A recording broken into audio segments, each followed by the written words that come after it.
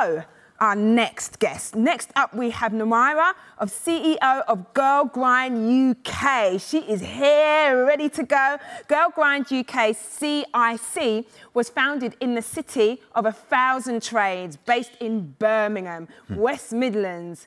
All right, they work with, by and for Black and Asian communities across the region, creating opportunities for personal and professional development. As an organisation, we look into the near and distant future. Our 10-year goal is to become a national centre point for Black and ethnically diverse creative entrepreneurship and well-being amongst women and girls aged 12 to 30 in the UK. Oh, I like that well-being and entrepreneurship stuff. So, UkGargan UK CIC operates from the middle of the country, holding aims to develop strategic delivery partners nationally in Birmingham, Leeds, London, Northern Ireland, Wales and Scotland. Can we say hi to Namywa?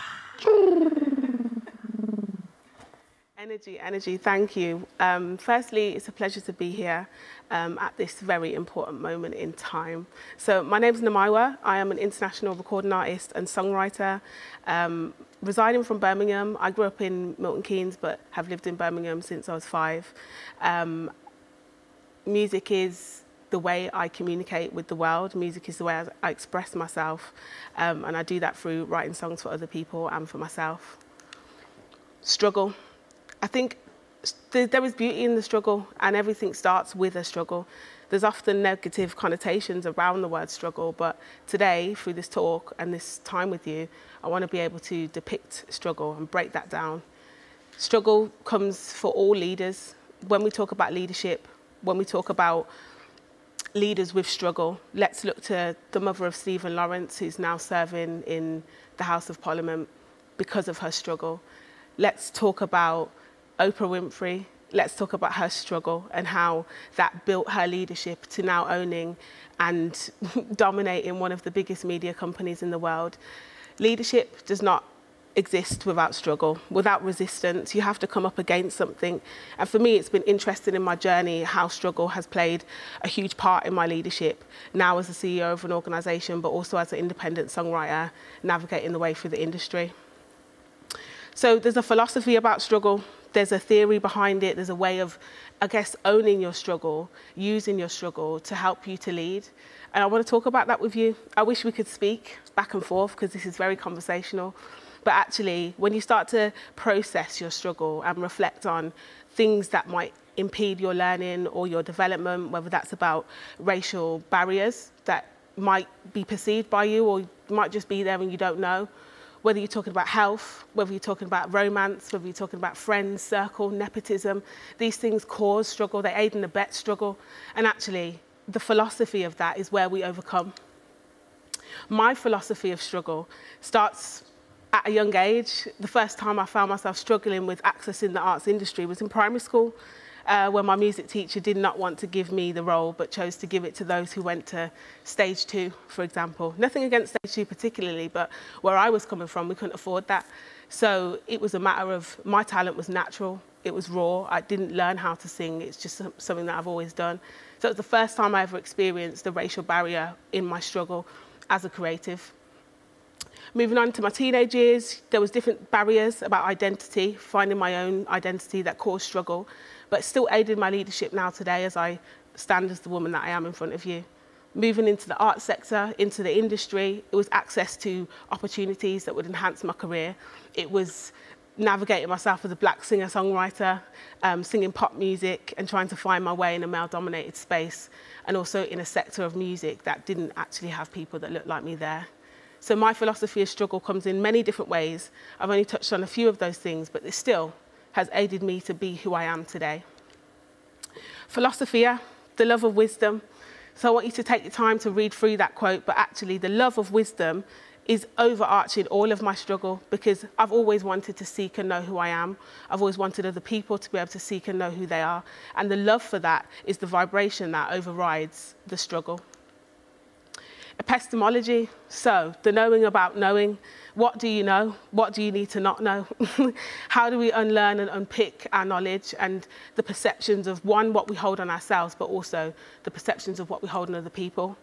I found that what people think they know about me as an artist, as a black woman, as a creative, and what people think they know about black people, our struggle, our knowledge, our learning, is partly to do with the barriers.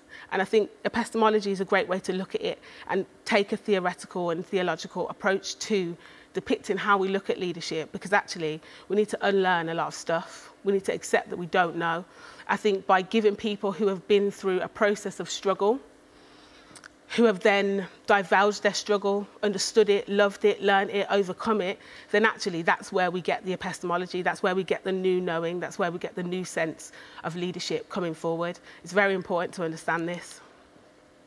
So yeah, what I know for sure, a great quote and a book I suggest all of you read from Oprah Winfrey. I've read it several times.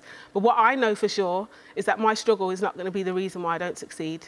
My struggle is not going to be the reason why you don't succeed. My story and your story can come together in lots of different ways. That's what I definitely know for sure. What I also know for sure is that confidence over everything. Sometimes we have to fake it till we make it. And I think black people and black communities have been obtaining spaces where white people exist, where we don't necessarily want to exist or need to exist for different reasons, but we've been faking it in that space for a while. And what I know for sure is that's going to stop, because the state of play is going to change for black people, black communities, for artists like me. And this is why we're all here today. What I also know for sure is that you're going to do something different. That's why you're on the call. That's why you're here. That's why you showed up. That's why you're going to share it with your friends and your communities, and you're going to change the way your organisation's going to structure. And I know that for sure because you're good-hearted people, because you have not just been through the last year and observed all of this struggle and all of this knowledge that you thought you knew that you don't know anymore to stay the same.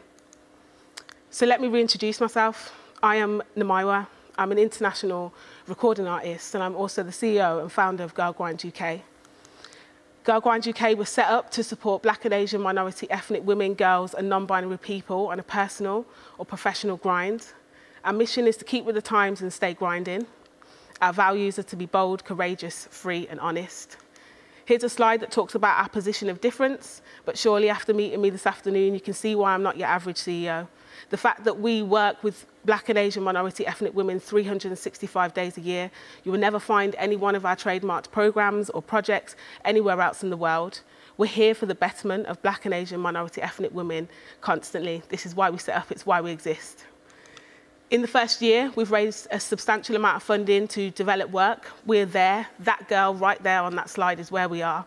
And we're about to go over the hill. So I think in our leadership and in our next steps, it's about moving in spaces and operating in places that give us leverage, give us opportunity, give us constant funding and investment towards women, towards girls, towards non-binary people, whether that be personally or professionally, or whether that be about access and opportunities, funding or development for themselves. As we go over the hill, I'd like to work and collaborate with all of you that's on this call. Let's have an open door and an open conversation policy as we navigate over the West Midlands. As it said in the introduction, one of our missions is to become a regional epicentre for cultural, artistic and entrepreneurial excellence. What does the future look like? In front of you, you can see women from across the West Midlands, from Lady Leisha to Maddie Saskia to Darshay to who else is on there? Relly C, Kezia Soul. These are amazing singer-songwriters that all have that epistemology. They all have a new sense of knowing. They all have a struggle. They all have something that they're coming up against. What is the future of leadership that we need to see in the 21st century? Well, if it wasn't clear already, I think we need to have leadership that's honest, leadership that shows struggle, that shows dissonance and shows growth.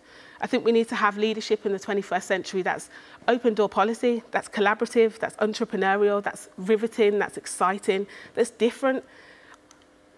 We're all in this together, essentially. And I don't want this to become a us versus them situation. Hey. I don't want it to do that. This is about togetherness. It's about creating an open policy and a heartfelt, meaningful, new epistemology for leadership, a new Birmingham, a new situation, and start right where we are today. I just want to thank you for listening and taking the time. Feel free to reach out. As I said, my name's Namywa on Twitter, and UkGargan UK is where it's at in the building. Thank you.